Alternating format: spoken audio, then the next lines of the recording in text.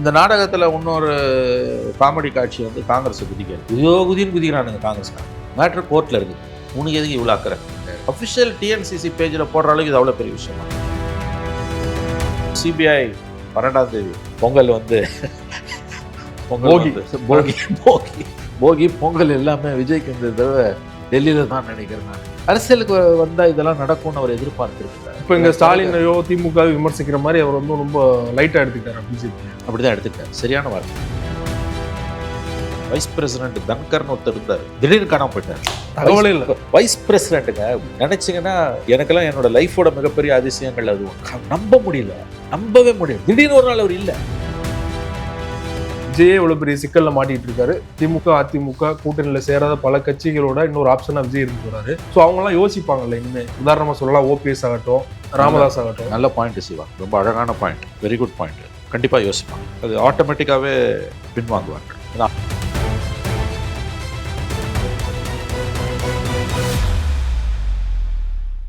அரசியல் களம் நேயர்களுக்கு வணக்கம். இன்றைக்கு நம்ம நேர்காணலுக்காக மூத்த பத்திரிகையாளரும் அரசியல் திறனாய்வாளருமான திரும்ப மணி அவர்கள் நம்மோடு இருந்திருக்கார். அவரோடு பேசலாம். சார் வணக்கம். சார் வணக்கம். விஜய் அவர்களே இந்த இஷ்யூல வந்து வாய்ஸ் அவுட் பண்ணல.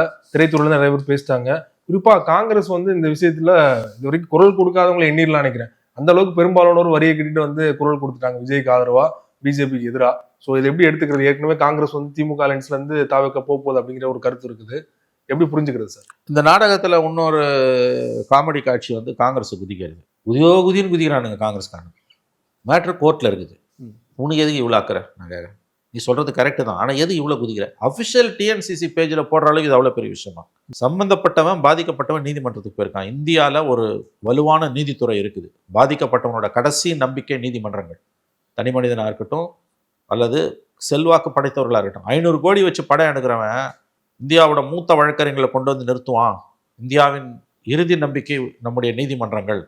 ஹைகோர்ட்டில் கிடைக்கலன்னா கூட உச்சநீதிமன்றத்தில் கிடைக்கும்னு ஒரு சாமானியனுக்கும் நம்பிக்கை இருக்குது. எடுத்தடுப்பில் முகுல் ரோத்தகை கொண்டு வந்து அவனால் நிறுத்த முடியுதில்ல. இன்றைக்கி ஒரு நாளைக்கு 50 லட்சம் ஃபீஸ் வாங்கியிருப்பார்.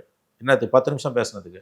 நாளைக்கு சுப்ரீம் கோர்ட்டுக்கு போகிறாங்க, அங்கேயும் முகுல் ரோத்தகி போவார், இல்லை கபில் சிபல் போவார், இல்லை அபிஷேக் மனு சிங், இல்லை 3 பேரையும் கொண்டு போய் கூட அவன் நிறுத்துவான். எல்லாருக்கும் 50 லட்சம் 60 லட்சம் ஃபீஸு. அவங்களால அவங்கள காப்பாற்றிக்க முடியும். அதுக்குள்ளே என்ன டிஎன்சிசி அஃபிஷியல் பேஜ் டிஎன்சிசி ட்விட்டரில் போடுற அளவுக்கு இது பெரிய விஷயமா? இது என்னன்னா சிவா, இது வந்து திமுக மேலே இருக்க வெறுப்பை அவங்க கக்குறாங்க, திமுகவை வெறியேற்றுறாங்க. நீ வந்து மோடி கவர்மெண்ட்டுன்னு சொல்கிறது மூலமாக விஜய்க்கு சப்போர்ட் பண்ணுற. அந்த விஜய் யாருன்னா திமுக தீய சக்தின்னு சொன்ன விஜய். அந்த விஜய்க்கு திமுக கூட்டணியில் இருந்துக்கிட்டு திமுக காங்கிரஸையும் வரிஞ்சு கட்டிக்கிட்டு சப்போர்ட் பண்ணுதுன்ற பேச்சு வந்து திமுக மத்தியில் எழ ஆரம்பிச்சிருச்சு. இதை செய்யறதுக்கான உரிமை காங்கிரஸுக்கு இருக்குது, நான் அதை மறுக்கல. பட் இதுக்கு பின்னால் இருக்க அரசியல் நோக்கம் என்ன? திரும்பவும் சொல்கிறேன், இஷ்யூ கோர்ட்டில் இருக்குது. மோடி கவர்மெண்ட்டுக்கும் விஜய்க்குமான பிரச்சனை. இதில் திமுக ஏதாவது ரோல் ப்ளே பண்ண முடியுமான்னு எனக்கு தெரியல. ரோல் ப்ளே பண்ணுறதுக்கு வாய்ப்பே கிடையாது. குறைஞ்சபட்ச அறிவு இருக்கவனுக்கு இது தெரியும். இந்த எம்பிஸுக்கெல்லாம் காங்கிரஸ் எம்பிஸுக்கெல்லாம் இது தெரியாதா? எதுக்கு அவங்க போடுறாங்கன்னா உசுப்படுறது, திமுக உசுப்படுறது. நீ விஜயை சப்போர்ட் பண்ணுறது மூலமாக தீய சக்தி திமுகன்னு சொன்ன விஜயை இந்த இஷ்யூவில் சப்போர்ட் பண்ணும்போது திமுகவுக்கு கோவம் வருது. உசுப்புறது காரணம் வந்து பேரம் பேசி அதிகமான சீட்டு வாங்குறதுக்கா, இல்லைன்னா கூட்டணியை உடைச்சு தேவை கொடுப்போம்? கூட்டணியை உடைக்கணும்லாம் சில பேர் விரும்புகிறாங்க, பெரும்பாலானவங்க விரும்பலை. இதெல்லாம் ராகுல் காந்தியோட ஆசீர்வாதத்தோட தான் ஜோதிமணி, மாணிக்கம் தாக்கூர்லாம் ட்வீட் போடுறாங்க. அதெல்லாம் எந்த சந்தேகம் வேணாம். விஜய்க்கு ஆதரவா பிரவீன் சக்கரவர்த்தி, சொடாங்கர், ஜோதிமணி, இவங்க எல்லாருமே, மாணிக்கம் தாக்கூர், வசந்த் விஜய், எம்பிஸ் எல்லாம் ராகுல் காந்தி சம்மதம் இல்லாமலாம் ட்வீட் போட மாட்டாங்க. ஏன் போடுறாங்கன்னா திமுகவை வெறுப்பேற்றுறது ஒன்று, ரெண்டாவது இது மூலமாக பார்கெயின் பண்ணி கூட சீட்டு வாங்குறது. அவ்வளோதான். உடையெல்லாம் மாட்டாங்க, உடச்சிட்டுலாம் போக மாட்டாங்க. நான் நம்பல. காங்கிரஸுக்கும் அதில் விருப்பம் கிடையாது, திமுகவுக்கும் அந்த தைரியம் கிடையாது. இவ்வளோ பண்ணுறாங்கல்ல, காங்கிரஸை காய்ட்டி விட வேண்டியதானே திமுக. எல்லாரும் காங்கிரஸை போய் நொட்டுறாங்கல்ல. நீ ஏன் வந்து இப்படி பண்ணுற? நீ எதுக்கு வந்து விஜய்க்கு சப்போர்ட் பண்ணுற? விஜயோட போயிடுவீங்களா நீங்கள்? சரி, உங்களை ஒரு தீய சக்தி திமுகன்னு சொன்ன விஜய்க்கு காங்கிரஸ் சப்போர்ட் பண்ணுது இல்லை, அந்த காங்கிரஸை காய்ட்டி விட வேண்டியதானே திமுக. ஆனால் செல்வ பிறந்தகை வந்து இன்னும் வந்து திமுக ஆதரவாக தானே பேசி. அது அப்படிதான் இருக்கும். அது அப்படிப்பட்ட ஒரு கட்சி. அவர் தான் தலைவர். அவர் தலைவர் அப்படி இருப்பாரு, கீழே இருக்கும் போகிறான் வேற மாதிரி இருப்பான். அது அந்த கட்சியோட ஜாதகமே அப்படிதான். செல்வ பிறந்தகை ஒரு மாதிரி பேசுவார், கூட இருக்க 10 பேர் 10 விதமாக பேசுவோம். நான் என்ன கேட்குறேன், காங்கிரஸ் இவ்வளோ வசைப்பாடக்கூடிய திமுக சோஷியல் மீடியாவில் வச்சு செய்கிறாங்கன்னு கேள்விப்பட்டேன். கைட்டு விட்டுருங்களேன் காங்கிரஸை. திமுக ஏன் அந்த முடிவு எடுக்கிறதுக்கு துணிச்சல் இல்லை? நீ காங்கிரஸை கைட்டு, காங்கிரஸ் அந்த முடிவு எடுக்கணும், நீங்கள் எடுக்க முடிவு. அப்போ 2 பேருக்கும் ஒருவருக்கு ஒருவர் தேவைப்படுகிறார். காங்கிரஸ் இதில் வந்து தன்னுடைய அரசியலை செய்து கொண்டிருக்கிறார். ஒரு படம் வந்து அரசியல் மயமாகி இன்னைக்கு வந்து நடுத்தரில் ரிலீஸ் ஆகாமல் நிற்குது. ப்ரொடியூசர் வயிற்றுல வாயில அடிச்சுன்னு கத்தின்னு இருப்பார், வேற ஒன்றும் கிடையாது. 500 கோடிங்க, என்னைக்கு இருந்தாலும் படம் ரிலீஸ் ஆகிற வரைக்கும் எப்படி இருந்தாலும் ரிலீஸ் ஆகும் சிவா. ஆனால் பக்கு பக்குன்னு இருக்கும்ல உங்களுக்கு ரிலீஸ் ஆகிற. அதுவும் சொன்ன மாதிரி பொங்கல் டைம்ன்றது குரூஷியல் டைம் தான். ஈவன் தோ அவர் ஒரு பெரிய ஸ்டாரு, எப்போ போட்டாலும் அந்த வசூலை எடுத்துருவாங்கனாலும் சென்டிமெண்ட்ல அந்த அந்த பொங்கல் 1 வீக் குரூஷியல் இல்லையா, அது போச்சு. இப்போ அதில் உங்கள் காம்படிட்டர் படம் வந்துச்சுல்ல, சிவகார்த்திகேயனோட பராசக்தி யாரு, திமுக பின்புலத்தில் வர படம் இல்லையா, அது எல்லாருக்கும் தெரியும். இப்போ காம்படிட்டர் வந்து விஜய்க்கு திமுக தான் தீய சக்தி. இப்போ தீய சக்தியோட படம் வந்து மேலே வந்து வசூலை அள்ளின்னு போயிட போகுது, சோலோவா எடுக்க போகுது, கலெக்ஷன் சோலோவா எடுக்க போகுது. பொங்கலுக்கு வந்து காம்படிட்டரே இல்லைல்ல, அது படம் கொஞ்சம் நல்லா இருந்து ட்ரைலர் பார்க்கும்போது நல்லா இருக்கு. நல்லா இல்லைன்னா கூட திமுக இருக்க மீடியா பலத்தில் அதை நீங்கள் ஓட வச்சிருவீங்க. அதுக்கு காம்படிட்டர் இல்லாமல் போச்சு இப்போ உங்களுக்கு வந்து. அதுவும் ஒரு கூடுதல் வருத்தம் தானே உங்களுக்கு வந்து. எனவே ஒரு படம் இப்படி போகக்கூடாது சிவா, எனக்கு அதான் வருத்தமாக இருக்கு. After all it's a movie. ஃபாரின்லலாம் இப்படி இருக்குமானே தெரியல எனக்கு வந்து படம். இங்கே கூட இப்படி சமீப நாட்கள் இப்படி எதுவுமே நடந்தது. எனக்கு மதியம் துஷார் மேத்தாவை அவனுங்க அப்பீலுக்கு ஓடுறாரு 10:30 மணிக்கு 10:45 மணிக்கு. அப்புறம் மதியம் துஷார் மேத்தாவை கொண்டு வந்து நிறுத்துறாங்கன்னு தான் ஆஹா, அமித்ஷாவோட கண்ணசைவு இல்லாமல் மோடி அப்ரூவல் இல்லாமல் துஷார் மேத்தா வரமாட்டார், இந்த கேஸ்லலாம் வரமாட்டார். அவ்வளோ பெரிய லாயர் அவங்க. அப்போ பாலிடிக்ஸ். அப்போ இதுலேயே இவ்வளோ விளையாடுறவங்க சிபிஐ 12ஆம் தேதி பொங்கல் வந்து பொங்கல் போகி போகி போகி பொங்கல் எல்லாமே விஜய்க்கு இந்த தடவை டெல்லியில தான் நினைக்கிறேன் நான். அரசியலுக்கு வந்தா இதெல்லாம் நடக்கும்னு அவர் எதிர்பார்த்திருக்க வேண்டும். அந்த இப்போ இங்க ஸ்டாலினையோ திமுக விமர்சிக்கிற மாதிரி அவர் வந்து ரொம்ப லைட்டா எடுத்துக்கிட்டாரு பிஜேபியை. அப்படிதான் எடுத்துக்கிட்டார், சரியான வார்த்தை. ஆக்சுவலி நீங்க இப்பதான் பாயிண்ட்டுக்கு வரீங்க. பிஜேபியை பற்றி அவருடைய புரிதல் வந்து போதுமானதாக இல்லை. அதற்கான விலையைத்தான் அவர் கொடுத்து கொண்டிருக்கிறார் நான் பார்க்குறேன். மோடி அண்ட் அமித்ஷா கடந்த 12 ஆண்டுகளாக இந்தியாவை எப்படி ஆண்டு கொண்டிருக்கிறார்கள் என்பதை பற்றிய புரிதல் இருந்திருந்ததுன்னா விஜய்க்கு இந்த சிக்கல் வந்திருக்காது. கோர்ட்லையும் சிபிஐலையும் ரெண்டுமே சொல்கிறோம், இந்த சிக்கல் வந்திருக்காது. நல்ல பாயிண்ட் அது. இவங்கள மாதிரி அண்டர் எஸ்டிமேட் பண்ணிட்டார். அது வேற என்னெல்லாம் நடக்குது. வைஸ் பிரசிடென்ட் தன்கர்னு ஒருத்தர் இருந்தார், திடீர்னு காணாம போயிட்டார். தகவலே இல்லை. வைஸ் பிரசிடென்ட்டுங்க நினைச்சிங்கன்னா, அதாவது உங்கள் வாழ்க்கையோட மிகப்பெரிய, எனக்கெல்லாம் என்னோட லைஃபோட மிகப்பெரிய அதிசயங்கள் அது ஒன்று. நம்ப முடியல, நம்பவே முடியல. திடீர்னு ஒரு நாள் அவர் இல்லை, இல்லைன்னா உயிரோட இருக்காரு, தகவலே இல்லை. தகவலே இல்லை. யார் இஸ் நம்பர் 2 சிட்டிசன், இந்தியாவின் 2வது குடிமகன். திடீர்னு ஒரு நாள் காணோம், அவர் காணாமல் போயிட்டார், வேனிஷ்டுவாங்க, சீன்லேருந்து அகன்றுட்டார். அப்போ இது டே 1லேருந்து நடந்த சம்பவங்கள். லோயான்னு ஒரு நீதிபதி, என்ன ஆச்சுன்னு இந்த மாதிரி எத்தனை உதாரணங்கள். குஜராத்தில் ஒரு ஐபிஎஸ் ஆஃபீஸர், குஜராத்தில் ஒரு ஐபிஎஸ் ஆஃபீஸர். சசிகலா முதலமைச்சராக ஆசைப்பட்டப்ப அதுக்கு 7 மாதம் முன்னால் ஒத்தி வைக்கப்பட்ட உச்சநீதிமன்ற தீர்ப்பை 1 வாரத்தில் கொடுக்க வச்சு சசிகலாவை ஜெயிலுக்கு அனுப்பி தமிழக அரசியலையே தலைகீழ புரட்டி போட்ட ஒரு முடிவு. அதாவது நியூஸ் பேப்பர்ஸோட பேஜ் 1 விஜய் படிச்சிருந்தா கூட இந்த சிக்கல்களுக்கு ஆளாகி இருக்க மாட்டாங்க.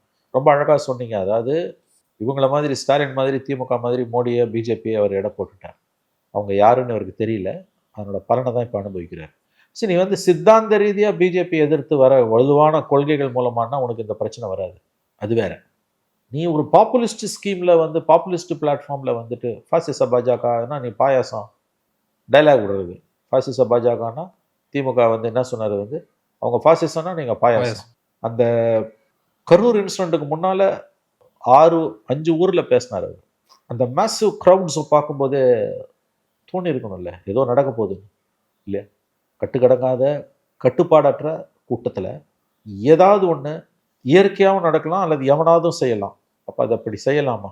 அப்போ கரூர் இன்சிடென்ட் வந்து 6வது கூட்டத்தில் அது நடந்தது. 5 கூட்டத்தில் நடக்காதான் ஆச்சரியமே ஒழிய 6வது கூட்டத்தில் நடந்ததில் ஆச்சரியம் இல்லை. வருத்தம் இருக்கலாம், ஆச்சரியம் ஒன்றும் இல்லை.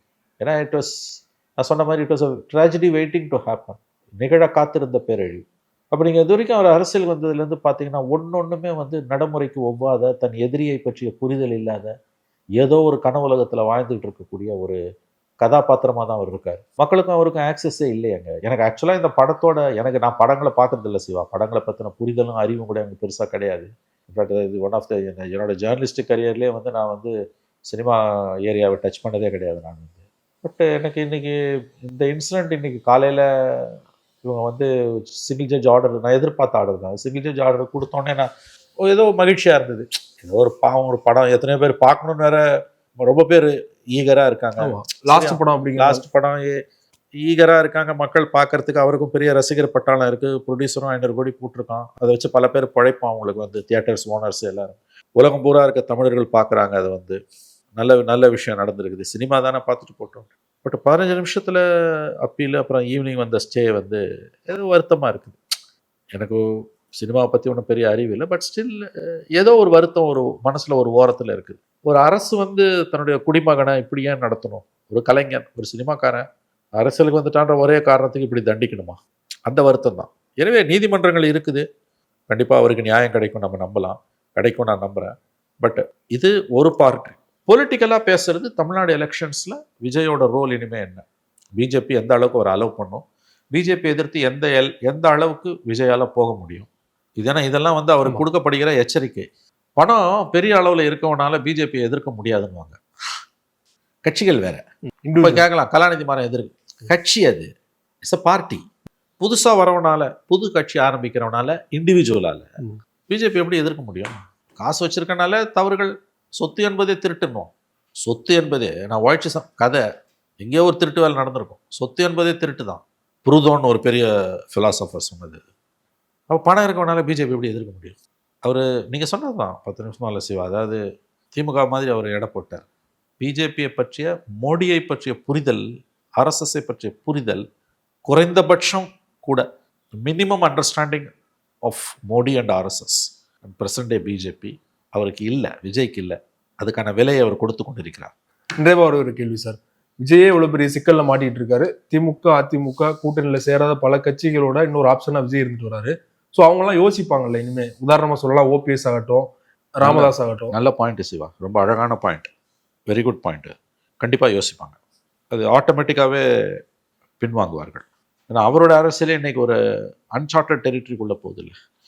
இந்த சம்பவங்கள் அவருடைய அரசியலில் எதிரொலிப்ப வாய்ப்புகள் அதிகம். எதிரொலிக்காட்டி நல்லது, பட் எதிரொலிக்காமல் இருக்க வாய்ப்பு குறைவு. ஏன்னா இதுவரை அவர் கடந்து வந்த பாதை என்பது அடிப்படையில் அவர் ஒரு சினிமாக்காரர். இப்போ அந்த படம் வந்து அவர் படம் இல்லை, அவர் ப்ரொடியூசர் இல்லை.